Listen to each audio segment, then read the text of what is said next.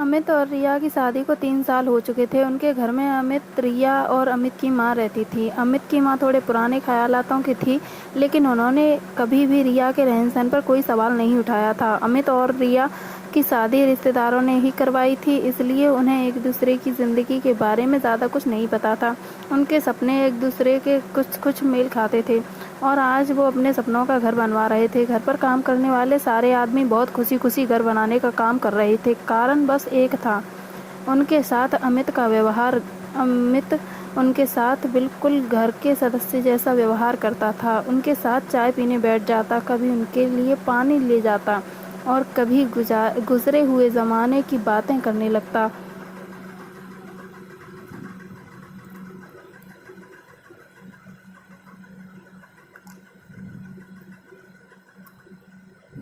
रिया को अमित की यह आदत बिल्कुल पसंद ना थी। वो लोग उसे अपने स्टैंडर्ड से नीचे के लगते थे। अमित को कई दफ़ा रोकने की कोशिश भी की, लेकिन वो तो ऐसा ही था।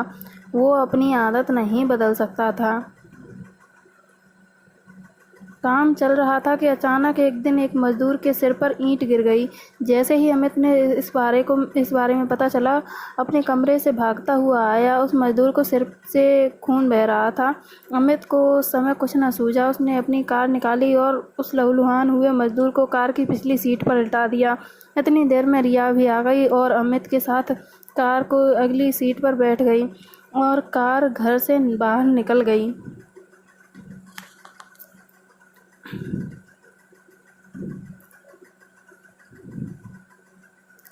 तुम पागल हो गए हो क्या? हमारी नई गाड़ी, इसे लेकर जा रहे हो? रिया ने खून से गंदी बैक सीट को देखते हुए अमित से कहा। रिया के चेहरे पर चिंता साफ झलक रही थी, लेकिन अमित को कोई चिंता नहीं थी।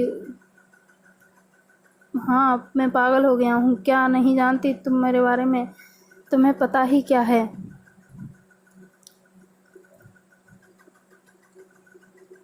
इतना कहकर अमित एकदम चुप हो गया। रिया कुछ सुनना चाहती थी। अमित ने न कहा था। कुछ देर कार में सन्नाटा रहा। बस सड़कों पर चल रही गाड़ियों के हॉर्न और हवा की सरसराहट की आवाज़ आ रही थी। क्या नहीं जानती मैं तुम्हारे बारे में? आखिर क्या है ऐसा जो तुम्हारे दिल में है? मैं जानना चाहती हूँ।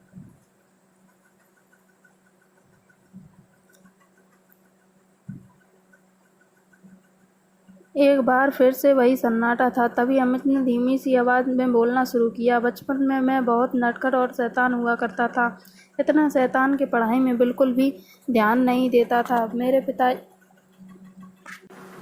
मेरे पिताजी मुझसे बहुत तंग थे। उन्होंने मुझे बहुत बार समझाने की कोशिश की कि मैं पढ़ाई की तरफ ध्यान देना शुरू कर दूं, लेकिन मैं उनकी एक सुनता न था। और एक दिन उन्होंने तंग आकर मेरा नाम स्कूल से कटवा दिया। उस दिन मैं बहुत खुश था, पर यह खुशी ज़्यादा दिन न टिकी।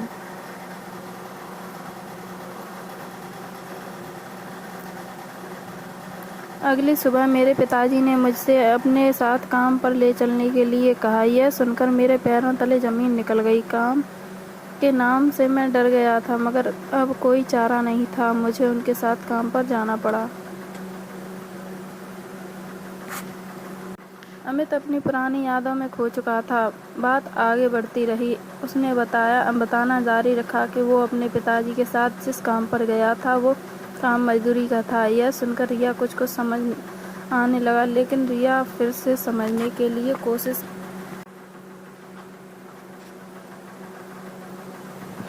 अमित, वो बीते हुए समय की बात है। अब तुम्हारे हालात वो नहीं हैं जो उस समय थे। फिर क्यों करते हो तुम ऐसा?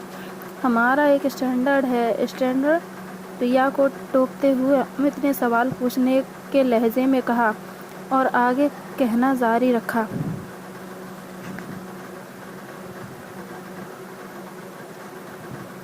इसी स्टैंडर्ड ने ही आज इंसानियत को दिखावे के पर्दे के इस कदर लपेट दिया है कि इंसान को इंसान का दर्द नहीं, बल्कि स्टैंडर्ड दिखाई देता है। अपने आप अंधेरे में बीता हुआ कल नहीं दिखाई देता, बल्कि झूठा चमकता हुआ आज दिखाई देता है।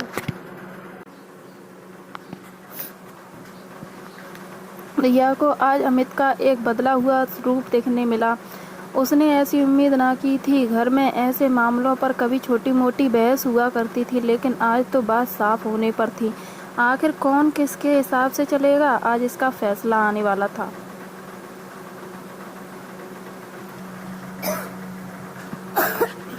इसी दिखावे के कारण मैंने अपने पिता को खो दिया। उस दिन, जिस दिन मैं पहली बार काम पर गया था, ठीक इसी तरह उनके सिर पर भी चोट लगी थी और तुम जैसा ही कोई उस घर को बनवा रहा था। अगर उस समय उन लोगों ने एम्बुलेंस बुलाने की जगह अपनी कार में मेरे पिताजी को हॉस्पिटल ले जाने की कोशिश की होती, तो शायद वो आज मेरे साथ होते।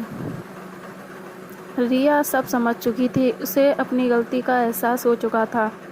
उतनी देर में हॉस्पिटल भी आ गया। अमित ने कार हॉस्पिटल के गेट के आगे रोकी और उसी वक्त रिया कार से उतरकर मदद मांगने के लिए अंदर चली गई। कहानी यहीं ख़त्म नहीं होती। अमित के पिता के मरने के बाद उसके काम के पहले दिन मैंने ही उसका भविष्य तय कर दिया था, मगर उसे अपना यह भविष्य मंजूर न था। उसने घर की जिम्मेदारी संभालने के लिए उसने काम तो किया, लेकिन अपनी पढ़ाई भी जारी रखी और खुद को एक अच्छे मुकाम पर ले गया। इसीलिए वो इंसानियत का मतलब जानता था और इंसानों की कदर करता था, ना कि पैसे की। आपका बहुत बहुत शुक्रिया। प्लीज़ हमारी स्टोरी अगर आपको अच्छी लगी हो तो प्लीज़ इसे सब्सक्राइब ज़रूर करें और शेयर करना ना भूलें।